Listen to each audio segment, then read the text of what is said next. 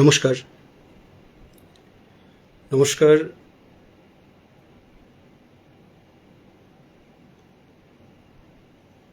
আমি রামকৃষ্ণ কয়াল, পেশায় একজন কলকাতা পুলিশ কর্মী। 23 বছরের কর্মজীবন অতিবাহিত,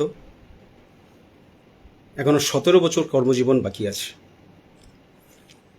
তো এই 23 বছর কর্মজীবনের 15টি বছর আমি এই তৃণমূল সরকারকে দিলাম।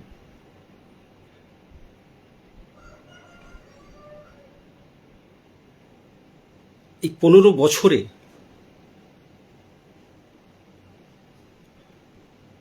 আমি দেখলাম কিভাবে ডিপার্টমেন্টের ইসলামীকরণ হচ্ছে।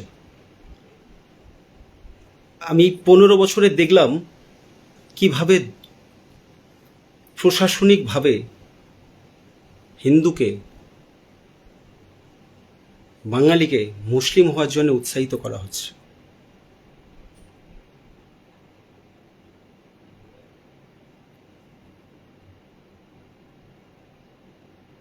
আসন্ন এই বিধানসভা নির্বাচনে প্রথম ফেজের নির্বাচন হয়ে গেছে। সেকেন্ড ফেজের নির্বাচনে এই দক্ষিণবঙ্গের সমস্ত বাঙালির কাছে আমার আবেদন, আপনাদের ভাষায় এই তথাকথিত চটিচাটা দলদাস একজন পুলিশের আবেদন, আপনারা এমনভাবে ভোট করুন, ভোট দিন, যাতে সরকারের পরিবর্তন হয়। হ্যাঁ, আমি একজন দলদাস চটিচাটা পুলিশ এই কথাটা বলছি, কারণ আমি দেখেছি কি দ্রুততার সাথে এই ডিপার্টমেন্টকে ইসলামীকরণ করা হচ্ছে, কিভাবে প্রশাসনিকভাবে বাঙালিকে মুসলমান হওয়ার জন্য উৎসাহিত করা হচ্ছে। এই ভোটে, এই সেকেন্ড ফেজের ভোটে দক্ষিণবঙ্গের মানুষ, সমস্ত বাঙালি যদি হিন্দু মনে করেন, সবাই মিলে টিএমসির এই সরকার পরিবর্তন করতে, অর্থাৎ টিএমসির বিপরীতে ভোট দিন। টিএমসি জিতে যাওয়ার অর্থ হচ্ছে মুসলমানের জিতে যাওয়া, হ্যাঁ, জেহাদি শক্তির জিতে যাওয়া। আর মুসলমান জিতে যাওয়ার অর্থ হচ্ছে আমাদের মঠ মন্দির ধ্বংস হওয়া, আমাদের দেবদেবীর মূর্তি ধ্বংস হওয়া।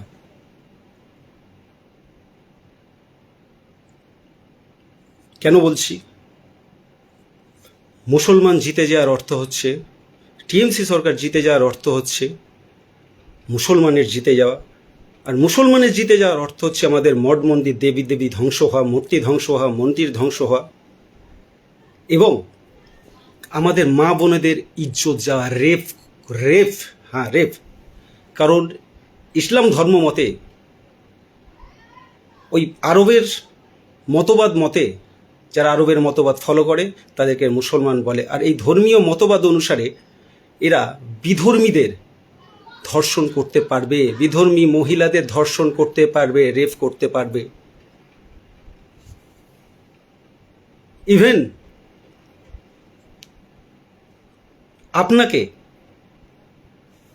একটা মিথ্যে অজুহাত দিয়ে, ইসলাম অবমাননা হয়েছে এই অজুহাত দিয়ে আপনাকে এলাকা ছাড়া করতে পারবে, যেটাকে, এবং যেখানে পাবে সেখানে হত্যা করবে, এরকম একটা নির্দেশ দেওয়া আছে, যেটাকে আমরা দাঙ্গা বলে থাকি। আমরা রোজার সময়, ঈদের সময়, ঈদ মোবারক, রোজা মোবারক বলি, রোজা 1 মাস পরে রোজা। আপনি কি জানেন বন্ধু, এই রোজার মাসের পরে বিধর্মীদের উপর ঝাঁপিয়ে পড়ার কথা বলা আছে? জানেন না? আপনি কি জানেন বন্ধু, আমাদের সঙ্গে একটা মুসলিম, অ্যাজ এ মুসলমান, বিধর্মী কারোর সঙ্গে কারোকে বন্ধুত্ব করতে পারে না, কাউকে বন্ধু হিসেবে গ্রহণ করতে পারে না। তাহলে করছে কেন? কারণ এখানে হচ্ছে এইটা হচ্ছে যে এই ধোঁকাবাজের আশ্রয়। এই আয়াতটাকে বলছে 3 নম্বর সূরার 28 নম্বর আয়াত। হ্যাঁ, এটাই সেই আয়াত যেটা ষড়যন্ত্রমূলক আয়াত, মেন আয়াত, ষড়যন্ত্রমূলক নির্দেশ, যে যখন সংখ্যায় কম আসো তখন তুমি তোমার মতো থাকো, মিলেমিশে থাকো, আর সংখ্যা বেড়ে গেলেই তুমি ইসলাম মতে চলো। তাই এই দলদাস পুলিশ, হ্যাঁ আমি আবারও বলছি, এই দলদাস পুলিশ সমগ্র বাংলার হিন্দুর কাছে আবেদন করছে, এই ভোটে এই সরকারকে অবশ্যই পরিবর্তন করুন এবং সেরকম সরকার আনুন যারা আমাদের ধর্ম রক্ষার কথা বলে, যারা হিন্দুকে বাঁচানোর কথা বলে।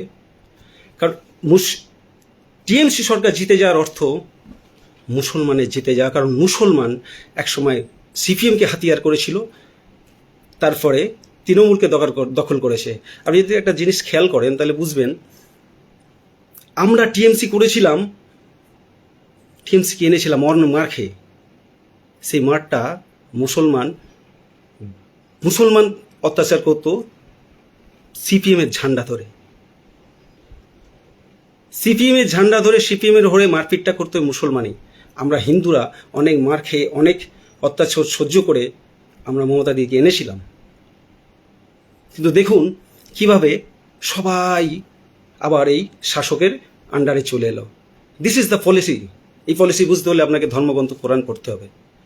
এরা শাসকের ছায়, ছত্র ছায় থাকবে, আর এদিকে জনসংখ্যা বাড়াবে, এবং যখন জনসংখ্যা বাড়াবে তখন আর কোনো রাজনীতির এরা তোয়াক্কা করবে না।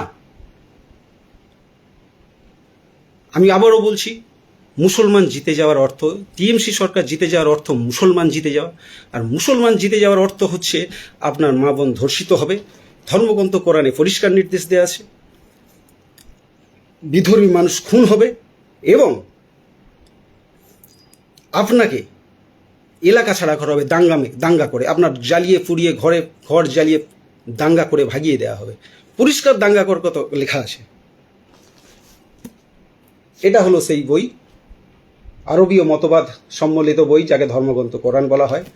আমার কাছে, আমার বাড়িতে, আমার সংগ্রহে 3খানা কোরআন আছে বন্ধু, 3খানা। আমি যখন প্রথমবার কোরআন পড়ি আমি রাতে ঘুমোতে পারিনি। আমরা কাদের সঙ্গে মিশছি, মানে আমরা একে ভাই বন্ধু বলছি। কুসুম আমাদের যে ছোটোবেলায় খাওয়ানো হয়েছে, একই বিনতে দুটো কুসুম ভাই করছি। আমি যে জাহাঙ্গীর, শাহজাহান, আনিসুরের সঙ্গে একসঙ্গে ক্লাস 5 থেকে পড়লাম, একই ঠোঙায় মুড়ি খেলাম, অথচ তারা সেই সময় আমাদের সরস্বতী পূজায় অংশগ্রহণও করলো। অথচ ও ধর্মের নামে 10টা বাচ্চা নিল, আমি আপনি 1টা 2টো বাচ্চা নিলাম। আপনি যতগুলো দাঙ্গা হয়েছে সিএ নিয়ে, নূপুর শর্মা কেসে, আরও বিভিন্ন কেসে, এ ধুলিয়ান বলুন, ধুলোগড় বলুন, দেগঙ্গা বলুন, কালিয়াচক বলুন, নামখানা বলুন, যেখানে যত দাঙ্গা হয়েছে, যদি ভিডিও ফুটেজ থাকে আপনার কাছে খেয়াল করুন, যে কত ছোট ছোট বাচ্চা, মুসলিম বাচ্চা, 8, 9, 10 বছর, 12 বছরের বাচ্চা দাঙ্গা করছে। আচ্ছা একবার ভেবে দেখেন তো, আপনার ওই সোনামণিটা, যেটা বাবু সোনা বা সোনা মানা করে মানুষ করছেন, এদের মোকাবিলা আমরা সন্তান করতে পারবে কি?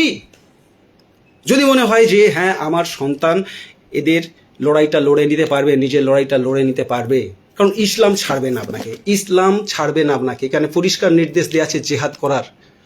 জেহাদ কতক্ষণ করবে? যতক্ষণ না সারা বিশ্বে ইসলাম স্থাপন হচ্ছে। এবার জেহাদ কি? জেহাদ হচ্ছে, জেহাদের আবিধানিক অর্থ হচ্ছে ইসলাম প্রসারের সর্বান্তক পন্থা বা পদ্ধতি। তরবারি নিয়ে বিধর্মীর গোলা কাটাটা যেমন জেহাদ, তখন যখন সংখ্যায় কম থাকবে, আপনার সঙ্গে মিলেমিশে থাকবে, এদিকে ধর্মের নামে 10টা বাচ্চা নেবে, আপনাকে ইসলাম সম্পর্কে ভুল বোঝাবে, ওটাও জেহাদ। এই জেহাদেরই পাঠ হচ্ছে আমাদের মেয়েদের ভাগিয়ে নিয়ে গিয়ে আমাদের মেয়েকে বিয়ে করছে, গর্ভের দখল নিচ্ছে। হ্যাঁ, এটাও জেহাদ। কারণ একটা হিন্দু মেয়েকে ফাঁসিয়ে নিয়ে যাওয়ার অর্থ হচ্ছে একটা হিন্দু মেয়ের গর্ভের দখল নেয়া। ওইখান থেকে কিন্তু 2-5টা মুসলমান ছেলেই বেরোবে, হিন্দু বাড়বে না। This is the conspiracy. আর এই কনস্পিরেসির কথা লেখা আছে, ছত্রে ছত্রে লেখা আছে ধর্মগ্রন্থ কোরআনে। আর আমি মুসলমান সমাজকে চ্যালেঞ্জ করছি, আছে কেউ শিক্ষিত কোরআন হাদিস জানা মুসলমান মৌলবী মুফতি মুয়াজ্জিব কোরআনে হাফেজ, যে আমাকে বলবে যে না না এ তুমি কাফের, দুষ্টু বালক, তুমি ইসলাম সম্পর্কে কিছু জানো না। ইসলাম এরকম কথা বলেনি, ধর্মগ্রন্থ কোরআনে এরকম কথা কিছু লেখা নেই।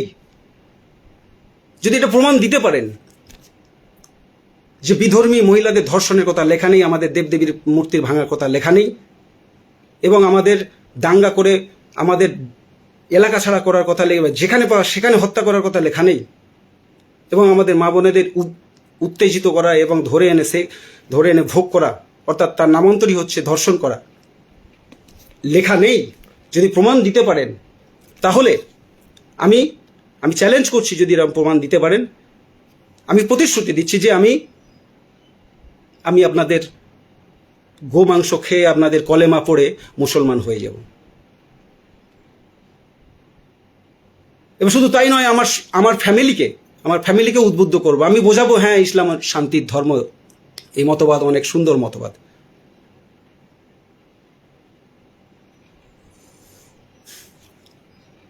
সমস্যা হলো দীর্ঘ কয়েক দশক ধরে সিপিএম, কংগ্রেস এবং কিছু বুদ্ধিজীবী যারা হয়তোবা মুসলমানের অর্থে ওদের পেট চলে, ওদের পেট ভরায়, কিংবা ওদের বাইরের মহিলাদেরও পেট ভরায়, এমনভাবে আমাদের সেকুলারিজমের নেশায় আসক্ত করে রেখেছে যে আমরা এর বাইরে বেরোতে পারছি না। সমস্যা হলো আমরা বাঙালিরা এত অত্যাচারিত হওয়ার পরও, বাংলাদেশ থেকে আসার পরও, পাকিস্তান থেকে আসার পরও, এতগুলো ভারত এইভাবে বিভক্ত হওয়ার পর, এত দাঙ্গার সম্মুখীন হয়েও আমরা সেকুলারিজমের নেশায় বিভক্ত আছি। কেন না আমাদের সেকুলারিজম খাওয়ানো হয়েছে। সমস্যা হলো শিক্ষিত বাঙালি যারা নিজেকে সেকুলার মনে করে, বোদ্ধা মনে করে, বুদ্ধিজীবী মনে করে, অতি শিক্ষিত, অতি উচ্চ শিক্ষিত মনে করে, এরা সেলি, কিটস, বায়রন, শেক্সপিয়ার সব গানে ঢুকিয়ে নিয়েছে, শুধু ধর্মগ্রন্থ কোরআনের জ্ঞান ছাড়া। তাই এরা প্রতি পদে পদে ভুল করে এবং আমাদেরও বিভ্রান্ত করে, এবং সমস্ত নিজেরা বিভ্রান্ত হয় এবং আমাদেরকেও বিভ্রান্ত করে। হ্যাঁ, হয়তো এর জন্য দাঙ্গা হতে পারে, করবে, কারণ ওদের সাহস নেই থানায় গিয়ে এফআইআরটা করবে আমার নামে, যে হ্যাঁ আমি ইসলাম সম্পর্কে ভুল বলেছি, মিথ্যা কথা বলেছি, ইসলাম অবমাননা করেছি। একজন বিখ্যাত এ ব্যাপারে উকিল আছেন, কদিন আগে একটা পোস্ট করেছিল, আমি ওনাকে চ্যালেঞ্জ করছি। গরুখোর বলা যাবে না, বলছেন যে আমি একবারই খেয়েছি প্রতিবাদ স্বরূপ। তো সেই গোমাংস ভক্ষণকারী ব্রাহ্মণ পদবী নামধারী, যাকে এক কথায় গো বিকাশ ভট্টাচার্য বলা হয়, তো ওনাকে আমি বলছি আপনি নিজে আমার নামে হাইকোর্টে কেসটা করুন যে হ্যাঁ আমি ইসলাম অবমাননা করেছি। যা করবেন করুন, পরে দেখা যাবে। আমি শুধু এই দক্ষিণবঙ্গের মানুষের কাছে আবেদন করছি, সমস্ত বাঙালি। হ্যাঁ, আরও একটা কথা, আমার এই কেন্দ্রের বিধায়ক পুলক রায়, যিনি দুটো দপ্তরের মন্ত্রী, আপাত দৃষ্টিতে দেখলে খুব ভালো উন্নয়ন হয়েছে, নিঃসন্দেহে উন্নয়ন হয়েছে। দুটো দপ্তরের মন্ত্রী, রাস্তাঘাট উন্নয়ন হয়েছে, চকাচক করছে, নদীঘাট বাঁধানো হয়েছে, অনেকে ঘর পেয়েছে। আমি বলছি এই পুলকবাবু কি আমাদের এই জেহাদের হাত থেকে বাঁচাতে পারবে? পারবে না। মুসলমান সমাজ রাজনীতিকে হাতিয়ার করেছে বন্ধু, শুধু এই আরবের মতবাদকে স্থাপন করার জন্য। এই মুসলিম ছেলেরা এইরকম তাগা পড়ে, হিন্দু তাগা পড়ে আমাদের হিন্দু মেয়েদের লাভ জিহাদে ফাঁসাচ্ছে। একটাই উদ্দেশ্য, আমাদের মেয়েদের ভাগিয়ে তার গর্ব দখল নেয়া। আমরা যাকে লাভ জেহাদি বলছি, এই লাভ জেহাদি যেমন মীর আছে, তেমন ওই যার নামে আমাদের প্রথম থেকে মাথাটা খাওয়া হয়েছে সেই কাজী নজরুল ইসলামও আছে। হিন্দু মেয়েকে বিয়ে করে মুসলমান বানিয়ে বিয়ে করতে হয়েছে, সেখানে পরিষ্কার নির্দেশ দেওয়া আছে যে তুমি যদি কোনো বিধর্মী মেয়েকে বিয়ে করো তাকে মুসলমান করে বিয়ে করো, কোনো মুসলমান মেয়ে যদি হিন্দু ছেলেকে বা বিধর্মী ছেলেকে বিয়ে করে তাকেও আগে মুসলমান হয়ে বিয়ে করতে হবে, এর বাইরে বেরোনো যাবে না। তাহলে আমাদের এইভাবে পিছনটা, খারাপ ভাষাটা বললাম না, আমাদের এভাবে শেষ করে দেওয়ার চক্রান্ত কেন বন্ধু, কেন? 3খানা কোরআন আছে আমার কাছে, 3খানা। এটা পড়ার পরে আমি ভালো খাবো। হ্যাঁ, এই মুহূর্তে এই সামনের মেশনে এই 29 তারিখে আমার বেতন ঢুকবে, মেসেজ পেয়ে গেছি। 60,000 বর্তমানে আমার বেতন। আমি ভালো খাবো, ভালো পড়বো, আর মাঝখান থেকে দেশটা, আমার বাংলার মাটি দখল হয়ে যাবে, আমার ভিটে মাটির অধিকার আমাকে হারাতে হবে। আমার ছোট্ট মেয়ে আমার নয়, আমাদের সমস্ত বিধর্মী যারা নিজেকে হিন্দু মনে করেন তাদের মেয়েরা রেপ হবে, ধর্ষিত হবে, কি না ওই মতবাদ অধিকার দিয়েছে বিধর্মী নারীদের সঙ্গে এইরকম ব্যবহার করার। হ্যাঁ, আমি অ্যাজ এ পুলিশ কর্মী হয়তো আমি নির্বাচন কমিশনের শাস্তির মুখে পড়ব, সাসপেন্ড হব,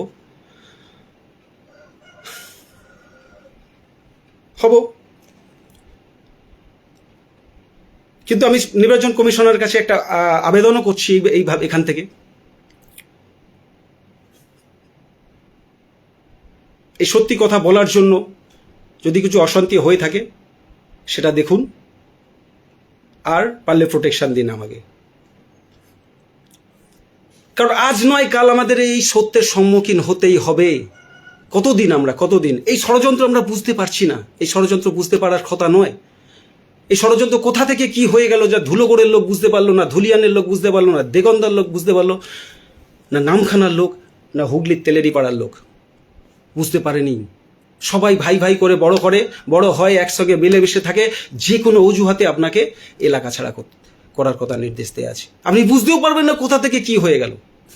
তাই যেখানে সংখ্যায় মুসলমান কম আছে, এই যে আমরা ভালোভাবে মিশছি, this is a part of conspiracy, part of জেহাদ। হ্যাঁ, আপনি এটাকে গুডউইল জিহাদ বলতে পারেন।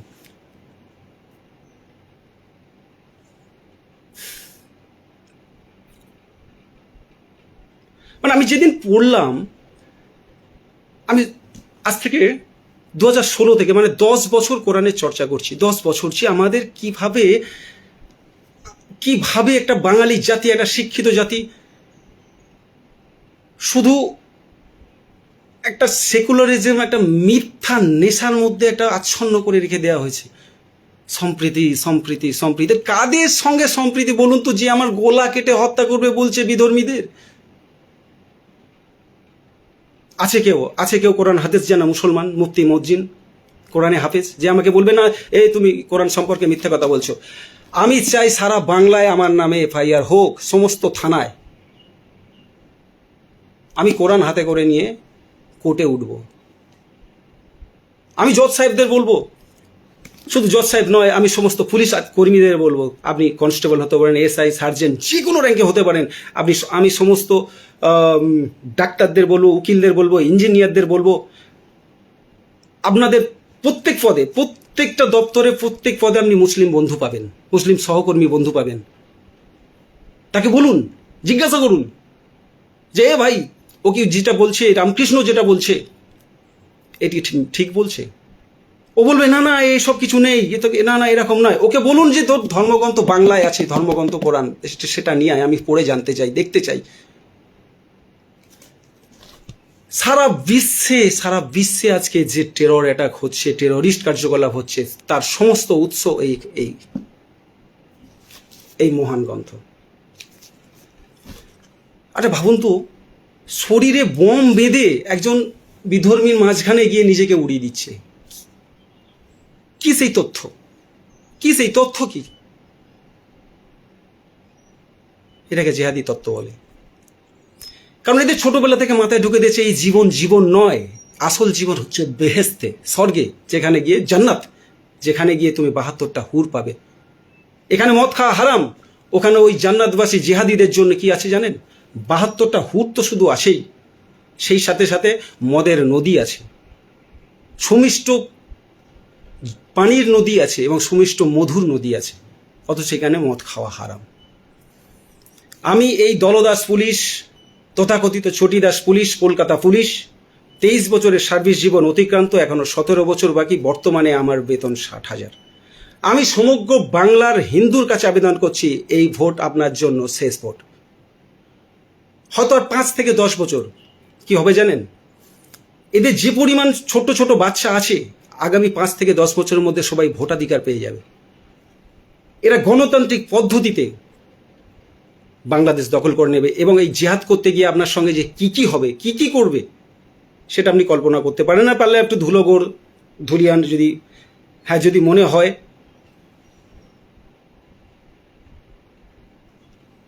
আমি সবাইকে বলছি, একটা জিনিস ভাবুন তো, হিন্দুদের মধ্যে আপাত দৃষ্টিতে কোনো শত্রুতা আছে? যেটুকু শত্রুতা আসে সেটাও রাজনৈতিক কারণে। আমার বাড়ির সঙ্গে কারো বাড়ি লেগে আছে, বা ভাইয়ে ভাইয়ে গন্ডগোল, বা প্রতিবেশী গন্ডগোল, একটু জায়গা জমি নিয়ে, সম্পত্তি নিয়ে গন্ডগোল আসে, হ্যাঁ ও তৃণমূল করে, তাহলে তো আমি বিজেপি করবই বা সিপিএম করবই, সে টিএমসি যত ভালোই কাজ করুক। এই হচ্ছে আমাদের শত্রুতা। হ্যাঁ, রাজনীতি আমাদের শত্রু। এই রাজনীতির কারণে আমরা খুনোখুনি করছি, মারপিট করছি, কিন্তু আমাদের এরা শত্রু নয়। আসল শত্রু যারা আমাকে ধর্মীয়ভাবে শত্রু ঘোষণা করেছে, ইসলাম আমাকে ধর্মীয়ভাবে সমস্ত বিধর্মীদের শত্রু ঘোষণা করেছে, শত্রুতা স্বীকার করুন। এর জন্য আমার ওপর অ্যাটাক হতে পারে, কিন্তু আমি আমার বাচ্চা মেয়েটার কথা ভেবে, সারা বাংলার সমস্ত মায়েদের কথা ভেবে, মানুষের কথা ভেবে, মাটির কথা ভেবে আমি এই ফেসবুকটা করতে, আমি এই লাইভটা করতে বাধ্য হলাম। সবাই সব বলছে, কিন্তু আসল বক্তব্যটা এড়িয়ে যাচ্ছে। আর হ্যাঁ, আমি আবারও বলছি, বিকাশ রঞ্জন ভট্টাচার্য বাবু, আপনি এই কেসটা করুন যে আমি ইসলাম অবমাননা করেছি, ধর্ম অবমাননা করেছি, আমি ধর্মগ্রন্থ কোরআন নিয়ে হাতে নিয়ে উঠে যাব। নমস্কার, সবাই ভালো থাকবেন। জানি আমার উপরে অনেক রকম স্টেপ হবে। আমি শুধু এটুকু বলবো, আমাদের সঙ্গে ছলচাতুরি হয়েছে, ধোঁকাবাজি হয়েছে, ষড়যন্ত্র হয়েছে বিগত কয়েক বছর ধরে, সম্প্রীতির নামে, সেকুলারের নামে। আর দয়া করে এটা করবেন না। বাঙালিকে বাঁচতে দিন, হিন্দুকে বাঁচতে দিন, হিন্দুকে হিন্দু হয়ে বাঁচতে দিন। আর যদি বাঁচতে চান, পরিবর্তনটা অবশ্যই করুন। জয় হিন্দ, বন্দে মাতরম, ভারত মাতা জয় হোক।